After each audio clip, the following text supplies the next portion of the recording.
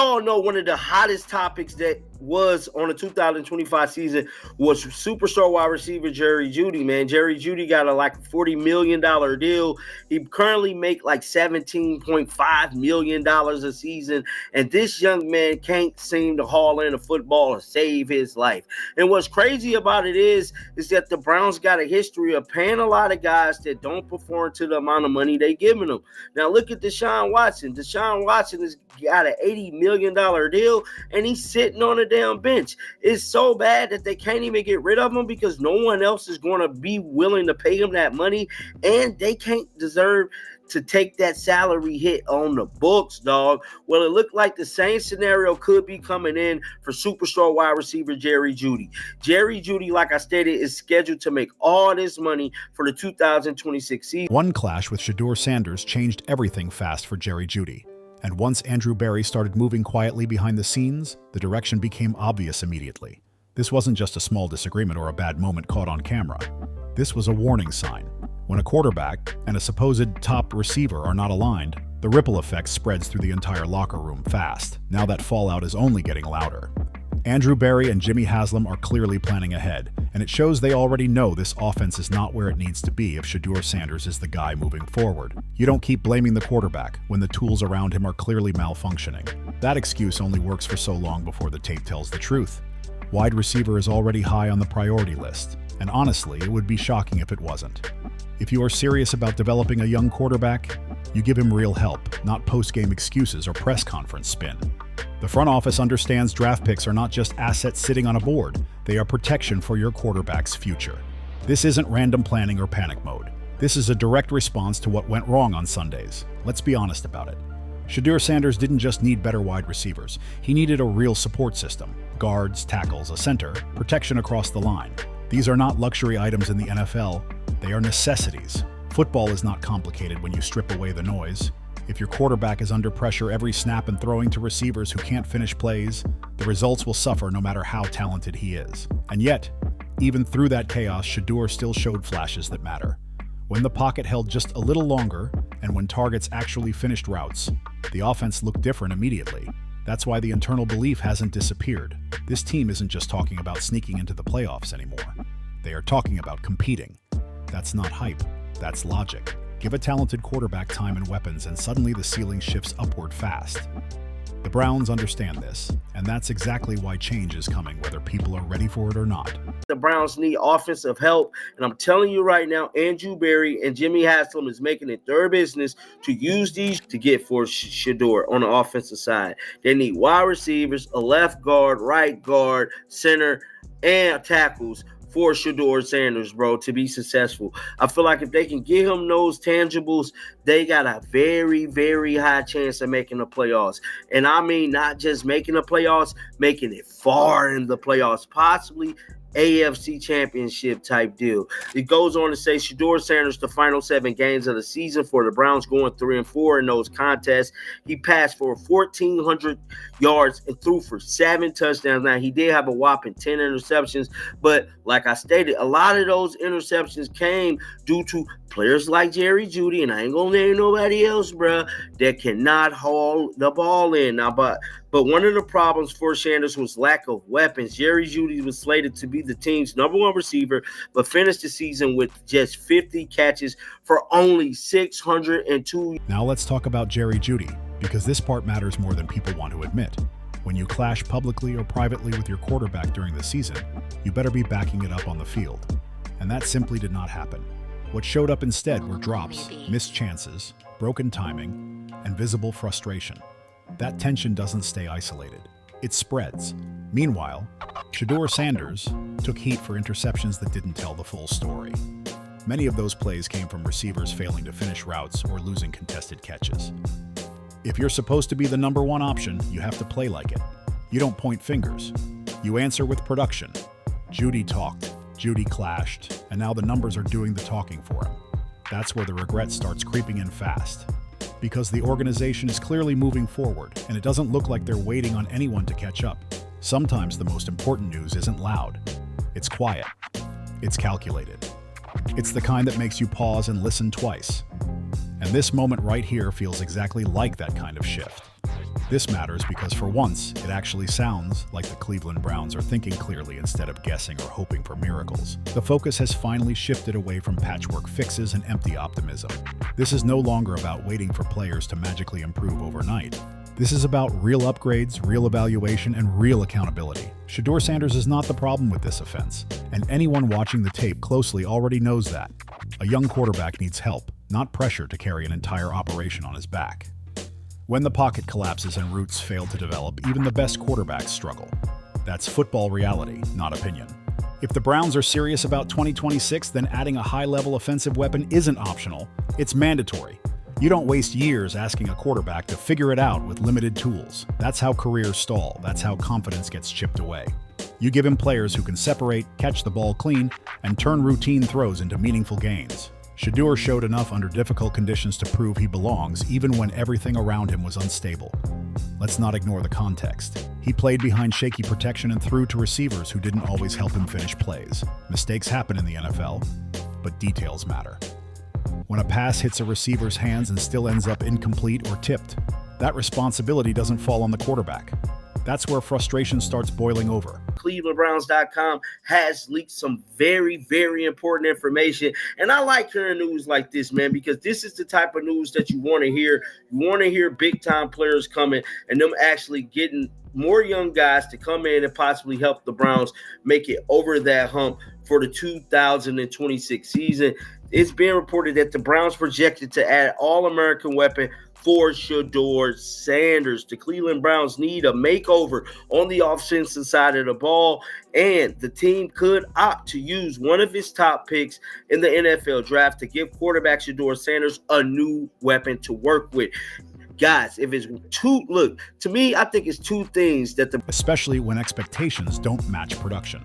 And that leads directly to Jerry Jeudy, because this situation didn't happen in a vacuum.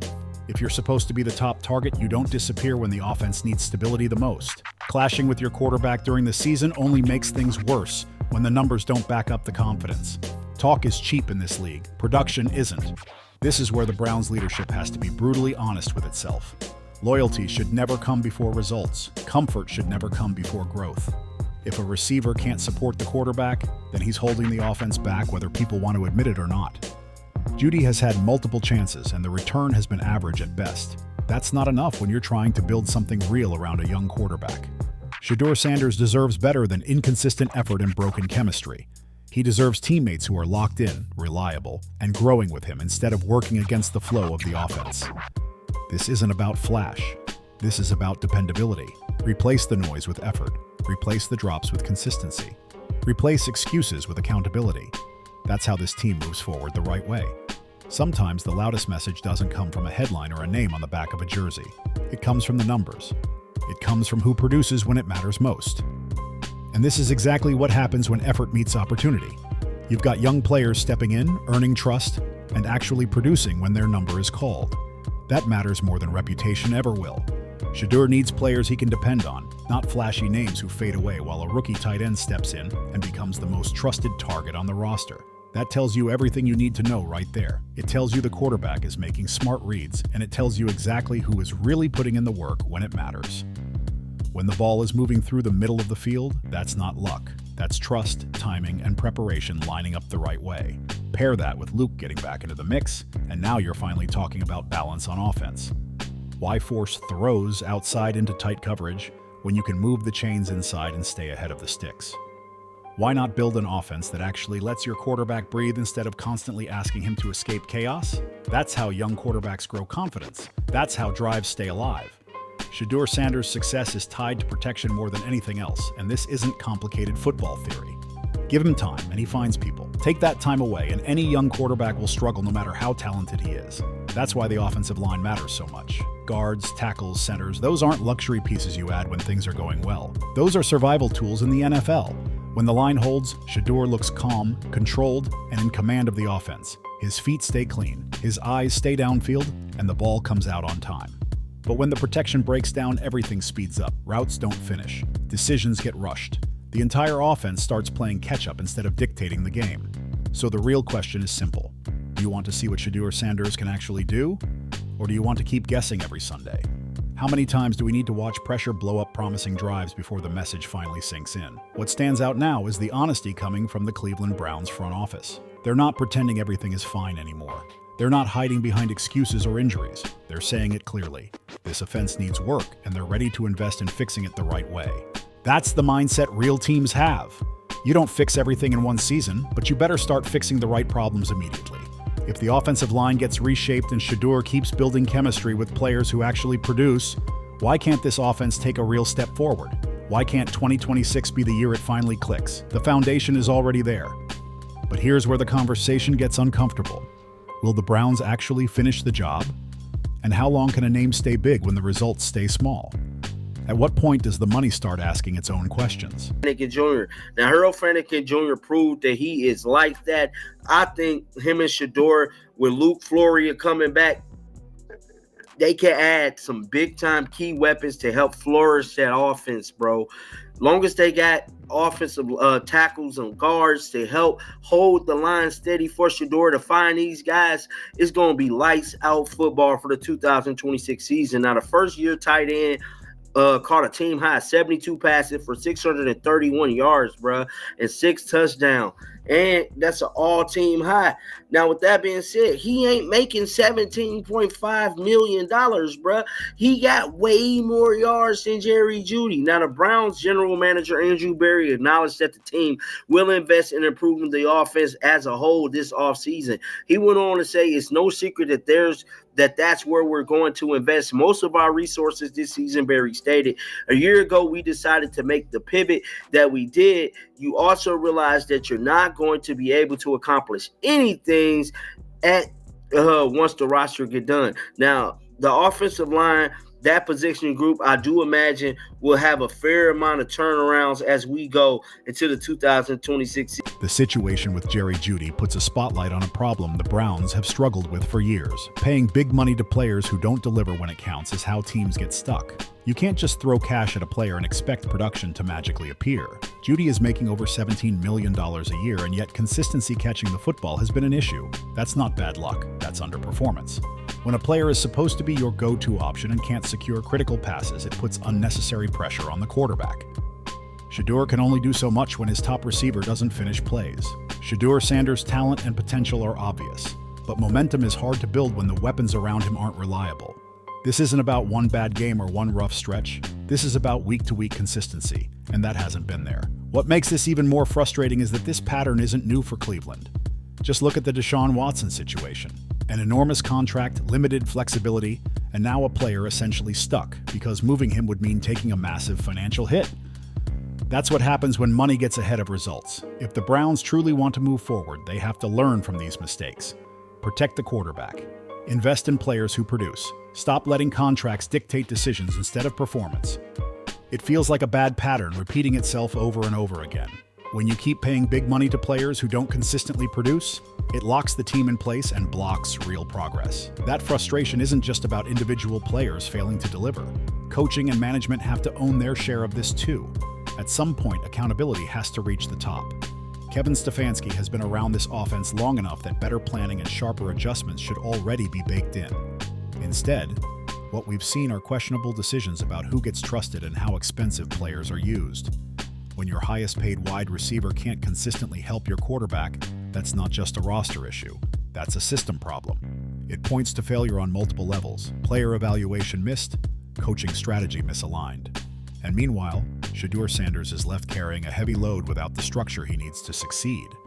That's not how young quarterbacks thrive in this league. That's how they get worn down.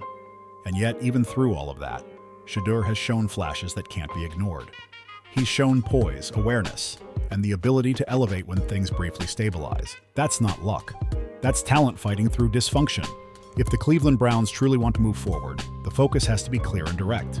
Build around the quarterback. That means receivers who finish plays, protection up front that actually holds, and coaching decisions that put players in positions to succeed instead of forcing mismatches. You can't keep hoping chemistry magically appears. You have to design it, coach it, and demand it.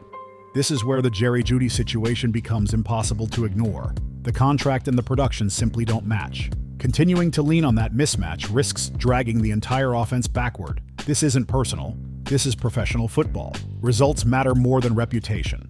The Browns have to stop settling for names and start demanding real impact. Big contracts should come with big production, not excuses or patient speeches. Every year you delay tough decisions is another year you slow down your quarterback's development, and that clock does not pause for anyone. The bigger issue is history repeating itself. Cleveland has been burned before by heavy contracts that box them into bad situations. When money starts dictating decisions instead of performance, the roster suffers and flexibility disappears. That's how teams stay stuck in neutral while the rest of the league moves forward. Shedeur Sanders deserves better than that cycle. He deserves an organization fully committed to supporting him with structure, discipline, and smart roster building. Because when quarterbacks are given the right environment, they don't just survive. They elevate everyone around them. So the real question isn't whether Shedeur has the talent. He's already answered that. The real question is how long the Browns will wait before making the hard but necessary moves to unlock his full potential. Because time doesn't wait, windows close fast, and patience in the NFL has an expiration date. If this team truly wants to change its future, it starts now. Protect the quarterback, demand consistency, stop rewarding underperformance. That's how this offense finally takes the next step. And if you're looking for more honest, no-fluff takes on the Browns and where this franchise is headed, stay locked in. What changes do you think Cleveland must make to finally unlock Shedeur Sanders' talent and move this team forward for real?